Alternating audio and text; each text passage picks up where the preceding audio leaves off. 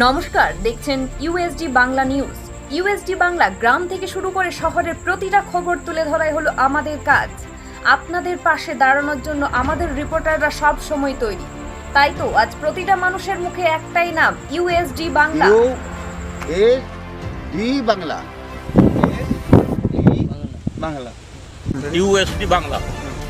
সকল সত্য ঘটনা জানতে অবশ্যই আমাদের চ্যানেলটিকে সাবস্ক্রাইব করুন এবং পাশে থাকুন। ধন্যবাদ।